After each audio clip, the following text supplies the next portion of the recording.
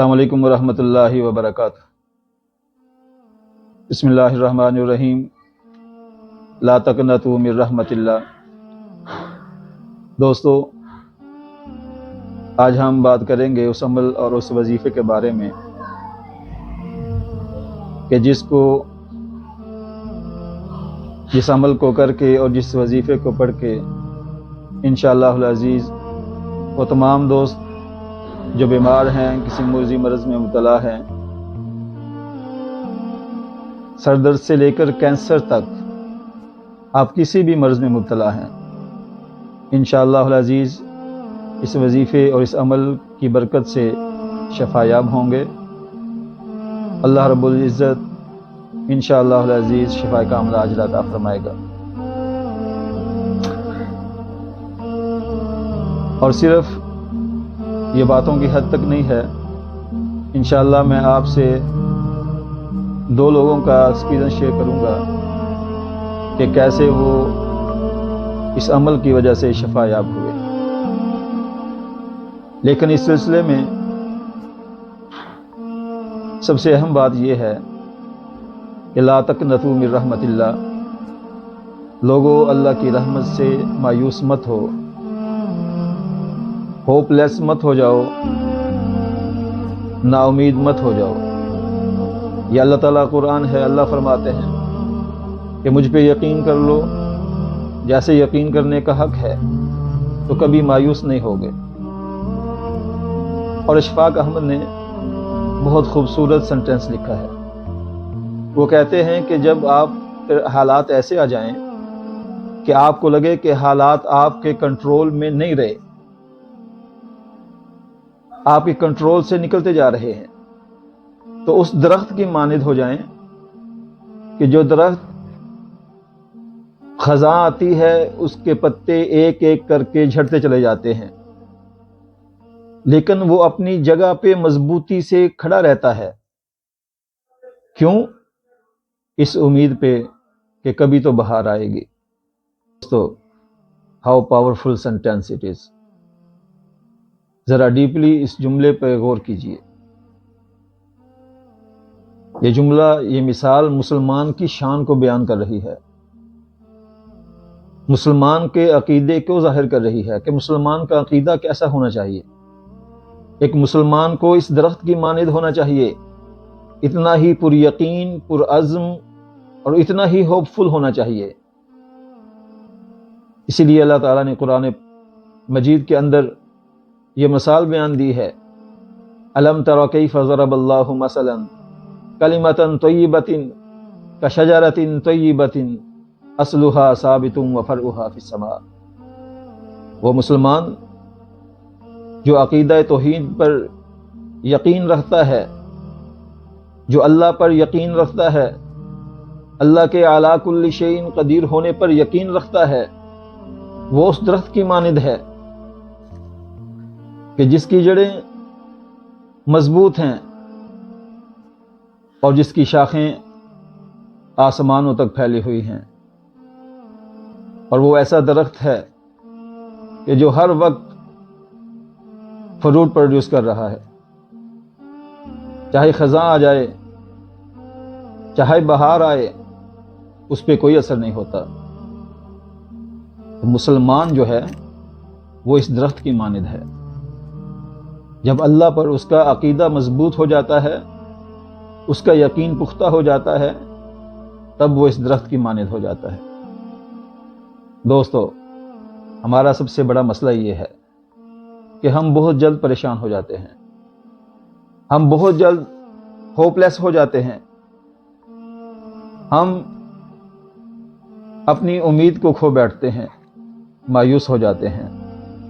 میرے دوستو، اللہ نے اگر ہم کو آزمایا ہے، اور یاد رکھیں کہ جب بندہ علی کل شیء قدیر کی حقیقت کو پہچان لیتا ہے، اللہ کی حقیقت کو پہچان لیتا ہے، یہ سمجھ جاتا ہے کہ اللہ کے سوا کوئی کچھ نہیں ہے، تو پھر اللہ اس بندے کو آزماتے ہیں۔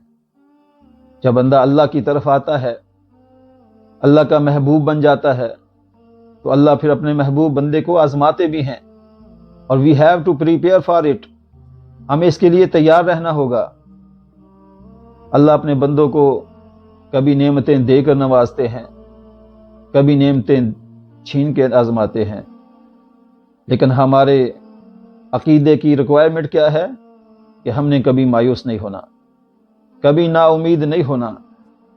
وَأَيُّوبَ اِذْ نَادَى رَبَّهُ أَنِّي مَسَّنِيَ الضُّرُّ وَأَنْتَ أَرْحَمُ الرَّاحِمِينَ۔ ہمیں ایوب علیہ السلام جیسا مضبوط عقیدہ اور پختہ یقین چاہیے کہ حضرت ایوب علیہ السلام اللہ کے محبوب پیغمبر ہیں، اور پھر اللہ نے ان کو آزمایا تو کیسے آزمایا، ذرا غور کیجئے۔ اللہ نے اس طرح آزمایا کہ حضرت ایوب علیہ السلام کی زبان کے علاوہ پورا جسم گل سڑ چکا ہے، صرف زبان سلامت ہے جو اللہ کا ذکر کر رہی ہے۔ لیکن حضرت ایوب نے کیا کیا؟ کیا مایوس ہو گئے؟ کیا ہوپ لیس ہو گئے؟ کیا کیا؟ حضرت ایوب علیہ السلام نے صبر کیا، صبر اور نماز کے ساتھ اللہ تعالیٰ سے مدد مانگی۔ فرمایا وَأَنِّي مَسَّنِيَ الضُّرُّ وَأَنْتَ أَرْحَمُ الرَّاحِمِينَ۔ اللہ تو ارحم الراحمین ہے، میں تیرا عاجز بندہ، اللہ میں اس مرض میں مبتلا ہوں، مجھے شفا عطا فرما۔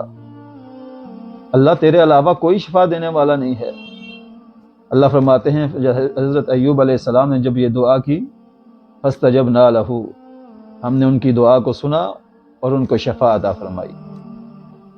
میرے بھائیوں، ہمیں حضرت ایوب علیہ السلام کی طرح پختہ یقین چاہیے۔ یہ ساری تمہید کا مقصد یہ تھا کہ جب ہم اس وظیفے کو پڑھیں، جب اس عمل کو کریں، تو ہمارا عزم اور ہمارا یقین اتنا ہونا چاہیے کہ اللہ ہمیں ضرور شفا عطا فرمائیں گے۔ وہی شافی ہے، وہ ہمیں آزما رہا ہے، ہم نے صبر کرنا ہے، ہم نے مایوس نہیں ہونا، نا امید نہیں ہونا، ہوپ لیس نہیں ہونا، صبر کے ساتھ اور نماز کے ساتھ اللہ سے دعا کرنی ہے، اور یہ عمل اور یہ وظیفہ اس پختہ یقین کے ساتھ کرنا ہے کہ اللہ میں تیرے در پہ آ گیا ہوں، اللہ تو میرا رب ہے، تو علی کل شیء قدیر ہے، اللہ تیرے علاوہ کوئی شفا دینے والا نہیں ہے، اللہ میں تجھ سے شفا لے کے جاؤں گا۔ دوستو، اللہ کے ساتھ ضد لگا لیا کرو۔ ضد کیسی؟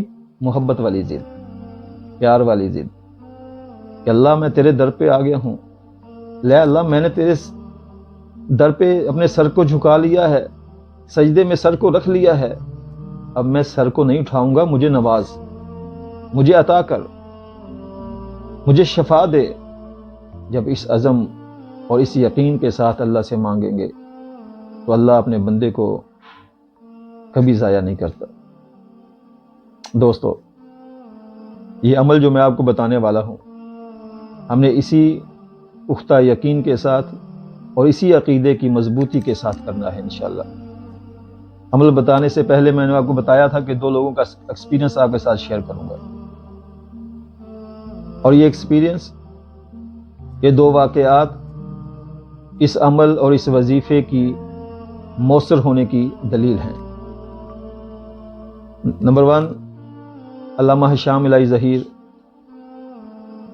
مدظ اللہ العالی، وہ فرماتے ہیں کہ ان کے دوست ہیں ڈاکٹر عبید اللہ محسن۔ ان کا دوست بیمار ہو گیا، کینسر کے مرض میں مبتلا ہے، ڈاکٹر کے پاس جاتے ہیں، ڈاکٹرز نے چیک اپ کیا تو پتہ لگا کہ آخری سٹیج ہے، ڈاکٹرز نے جواب دے دیا، ڈاکٹرز کہنے لگے بھی گھر لے جائیں، یہ آخری سٹیج پہ ہے، اب اس کا علاج نہیں ہوگا۔ اب ان کی 3 ماہ کے بعد شادی تھی۔ ڈاکٹر عبید اللہ محسن صاحب کو پتہ چلا تو انہوں نے ان کو یہ وظیفہ بتایا، اور ڈاکٹر صاحب کہتے ہیں کہ 41 دن کے بعد، 41 دن یہ وظیفہ کیا، 41 دن کے بعد جب انہوں نے رپورٹ کرائی تو کینسر بالکل غائب ہو گیا۔ اس کو علامہ ہشام الہی ظہیر صاحب نے کوٹ کیا ہے۔ اور دوسرا ایکسپیرینس وہ ذاتی طور پہ میرا ہے کہ ہمارے ادارے جامعہ اسلامیہ کے اندر ایک ساتھی نماز پڑھا کرتے تھے، تو ایک دفعہ بیٹھے مفتی عبد الرحمن رحیمی صاحب کو مفتی عبد الرحمن رحیمی صاحب کو اپنا یہ مسئلہ بتا رہے ہیں. ان کو بتاتے ہیں کہ میرے یہاں وین کا آپریشن ہوا ہے، اس سائڈ سے وین کا آپریشن ہوا اور بڑا کریٹیکل آپریشن تھا. وہ کہتے ہیں کہ آپریشن کامیاب نہیں ہوا، تو اب صورتحال یہ ہے کہ پورے اس حصے میں سر سے لے کے یہاں تک درد رہتا ہے اور ہمیشہ رہتا ہے، کبھی ٹھیک نہیں ہوتا. یہ حالت ہے. اور کہتے ہیں کہ میں کیونکہ رچ آدمی ہیں، ہر ڈاکٹر کے پاس، ملک کے سب سے بڑے بڑے ڈاکٹروں کے پاس گئے اور انہوں نے یہ کہا کہ دوبارہ آپریشن ہوگا، لیکن آپریشن کریٹیکل ہوگا. تو یہ کہنے لگے کہ میں نے آپریشن نہیں کرانا. ظاہر ہے کریٹیکل آپریشن ہے، وہ اس کے لیے تیار نہیں ہو رہے تھے. تو رحیمی صاحب کے ساتھ وہ اپنا یہ مسئلہ ڈسکس کر رہے ہیں. میں نماز پڑھ رہا تھا. نماز کے بعد میں ان کے پاس گیا، تو میں نے کہا کیوں نہ ان کے ساتھ یہ شیئر کریں. میں نے ان کو کہا، یہ وظیفہ بتایا اور ان کو کہا کہ پختہ یقین کے ساتھ، بس آپ یہ یقین کر لیں کہ آپ ٹھیک ہو جائیں گے انشاءاللہ العزیز، اللہ آپ کو شفا عطا کرے گا. اس پختہ یقین کے ساتھ یہ عمل کریں. دوستو انہوں نے 41 دن یہ عمل کیا.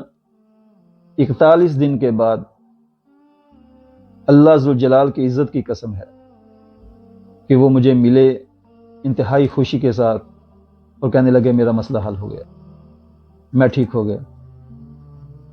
یہ دو واقعات اس وظیفے کے مؤثر ہونے کی دلیل ہیں. اب آئیے وظیفہ کیا ہے، عمل کیا ہے. بھائیو، ایک تو آپ نے 5 نمازیں پڑھنی ہیں. اس کے بعد فجر کی نماز کے بعد 7 دفعہ درود شریف پڑھنا ہے، اللہم صلی علی محمد. اس کے بعد 41 دفعہ سورہ فاتحہ پڑھنی ہے. یہ نوٹ کر لیں پلیز. 7 دفعہ درود شریف، اس کے بعد 41 دفعہ سورہ فاتحہ. 41 دفعہ سورہ فاتحہ پڑھنے کے بعد پھر 7 دفعہ درود شریف، یعنی اول آخر 7 دفعہ درود شریف اور درمیان میں 41 دفعہ سورہ فاتحہ پڑھنی ہے. آپ نے یہ عمل کرنا ہے 41 دن. 41 دن یہ عمل کریں، انشاءاللہ اللہ رب العزت شفا کاملہ عاجلہ عطا فرمائے گا. اور ساتھ ساتھ جب یہ آپ روزانہ آپ عمل کریں گے، تھوڑا سا پانی گلاس میں لیں، یہ عمل کر کے اس پہ پھونک کے تو وہ پانی بھی ساتھ پئیں. اور جب عمل کر لیں تو اپنے دونوں ہاتھوں پہ پھونک مار کے متاثرہ حصہ جہاں بیماری ہے وہاں پہ ایسے مل لیں، جہاں پہ بھی بیماری ہے. تو یہ عمل ہے دوستو، آپ نے کرنا ہے. اور انشاءاللہ العزیز یقین رکھیں کہ آپ ٹھیک ہو جائیں گے انشاءاللہ العزیز. اللہ آپ کو شفا کاملہ عاجلہ عطا فرمائے گا. لیکن ایک بات یاد رکھیں کہ اللہ کو آزمانا نہیں ہے. اس ذہن کے ساتھ یہ عمل نہیں کرنا کہ چلیں آزما لیتے ہیں. اللہ کو کبھی آزمانا نہیں ہے. اللہ پر پختہ یقین کے ساتھ ہی عمل کرنا ہے اور ساتھ دعا کرنی ہے. انشاءاللہ اللہ رب العزت شفا کاملہ عاجلہ عطا فرمائیں گے. اجازت دیجیے، اللہ حافظ.